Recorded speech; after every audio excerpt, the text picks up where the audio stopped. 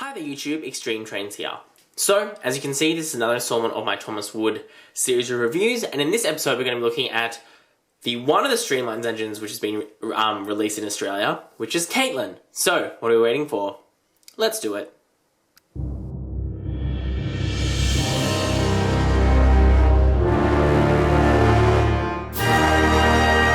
Okay, so, standard half of the course packaging. Let's take a look at the back.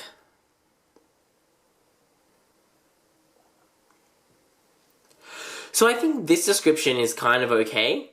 To me, the weird part is just the intro. Like, Fireball. Oh, excuse me, everyone, I'm sneezing on camera. The Fireball, I don't really know what that's in reference to. She's never really been referred to as that in the show, I don't think. She's also not red. Like, she's maroon, kind of, purple, but I wouldn't say she's, like, fire-coloured. Yeah, look. I don't really understand. Strange. The thing I do want to point out, though, is just let's take a look at that face. And we're going to come back to how that looks compared to the real thing. Alright, so let's, speaking of the real thing, get it out and have a look. Alright, so there is Caitlin out of her packaging, and as per standard, I'll do the quick rotation so you can see what she looks like before we take a bit of a closer look at her. Okay, so starting off, that face does not look like the one from the packaging. And you say, is that so? Well, yeah, and there's a couple of reasons for that. The first one is that I just think they've done a weird thing with the eyes again. Like, there, her eyes are kind of like, you know, they're definitely smaller. The black parts are smaller, and she's looking straight ahead in this version. Here, I think the pupils are just too big. I mean, sorry, yeah, like the pupils, the black parts of her eyes are just too big, and they make her look a bit comically oversized. The next issue is the same issue I had with Spencer, in that she's not a thin engine, whereas in the show, as you can see from the photo, she's a very thin engine. She's like tall and quite tall, but very thin. But obviously in Thomas Wood, she's very big and blocky. So you kind of run into that same problem that I had with Spencer, in that he looks, from the front, she looks a bit kind of square and kind of squished, which I think is weird. I think they've done a better job with the slanted face than they did on Spencer. I think the slanted face is fine. I just think those eyes are a bit of a mess, because otherwise, I think the face is alright. The next thing is, what is going on with the printing here? I don't know if this is just mine, which is bad. You can see it's obviously not centered very well, but it just looks very spotty. As you can kind of see, there's all these divots in it, and I know it's because the wood is textured. But it does look quite, like, it looks like it's been worn, like you know, over time, which is not a nice look coming straight out of the box. The next thing you probably notice is it looks to me like this wheel set is a little bit bent up, which is always fun. Yep, yeah, by the looks of the way that's kind of moving around, I think her wheels have, you know, you see that are sitting quite flat. Her axles aren't quite flat, and I don't know if that's because there's a bend in the axles or whether it's because there's a weird way the holes are being drilled. But there you go, something else. Looking at the details she actually has, however, I think they're alright. I'm still really unsure how I feel about this black section here. Like, I'm like, oh, you could have actually made the details. But anyway, that's that, I suppose. She does have a nice amount of detail. Like, I do quite like the paint and the crispness of the lines and the way they do all of that. Again, she has these weird gaps, so she's got this stripe of colour here. I'm just gonna get that focus. Which actually extends, like, past. Like, it extends further than the rest of it for some reason, and it's the same on the other side. It extends that little bit further. You can see this one's a bit slanted, though, and this one isn't. But it's just weird, because, you know, it's like they could have painted it all the way and they didn't, or print it, or whatever they do. The top, you can see, is printed quite uniformly. I think that's fine. I like that it continues all the way across onto the roof, and you can see the roof is not evenly applied either, because you've got a bit of white on this side, but there's no white on this side. Oh, sorry, wood on this side and no wood on this side. You can especially say that because this cutout section is much larger than this one, so that's a bit of a fail. But the best fail is this. Look at that! That's all that printing, which should have been over the other side. Obviously, she was a bit out of alignment for this top print, and it just went down the side. Curiously, that was the side that does not face the buyer, because she sits in packaging like this.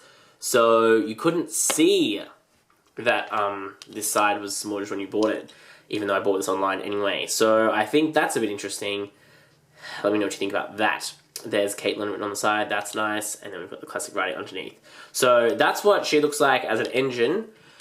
Coming to her tender, as you can see, it's a classic Thomas Wood box with the printing on it. Again, this one looks a little bit less stupid because it's got a little bit of a cutout, but not too much. I think the simple design on top actually works better. I think it looks nicer when it's just simple. They didn't try and do any of the stupid line stuff they've done on James and Gordon, so that's good. I like that.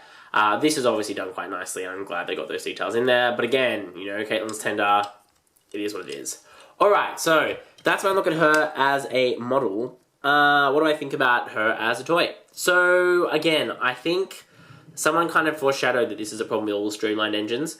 I think the problem with Caitlin, I don't think necessarily is the streamlinedness. It's just the size. Like, thin engines do not work in this range because you can't make... because the proportions are not thin. And it's a bit same as, like, Diesel, right? Like, Diesel looks quite chubby. And Salty, who I haven't reviewed yet, mainly because I think it's a really ugly model. But I might have to buy it just so I can show you how ugly I think it is. They don't do thin sections on the engines. They're all the same width, which means some engines look really out of proportion. I think, again, that's the problem here. That's obviously made worse by the fact I think the face, while very good, and I think this is a really good Caitlin face on the packaging, they've just made the eyes a little bit too big, so she looks really derpy. Like, she looks really derpy, and it annoys me because they have the potential and they have a good face mold. They've just printed it poorly, which means it looks funny. Who doesn't check this? Obviously, yeah, as you can see, the QC on this one is a bit rubbish too, which is unfortunate. So that's probably my feelings about that. In terms of as a size comparison, again, this is where I'm just like, Thomas should not be the same size as Caitlin. Like, yes, she has a bigger face, so she's bigger, but she actually shouldn't have a bigger face. She should just be a bigger engine, and she's not a bigger engine. So, it annoys me because I really like the aesthetic of Thomas Wood, like this exposed wood thing. I just think that the designs they use are not very good, you know, and so it means you end up with like this flat bit on the front rather than the previous rounded section and all this kind of stuff. But anyway, what can you do? So yeah, in summary, Caitlin is okay. She's not as bad as our old mate Steven, who I think is still carrying the title of the worst Thomas Wood engine I've looked at yet. But she's definitely could do some improvement. But then again, let me know on your thoughts. Are you going to pick up Caitlin? Again, there's no rolling stock, so we don't have any coaches for her, which I think is a problem. But I have ranted about that in other videos, so I'm not going to do it here. Alright guys, thanks for watching. Do all that cool stuff you do on YouTube. Like, subscribe, blah, blah, blah. That's all we've got time for. This is XtremeTrainz.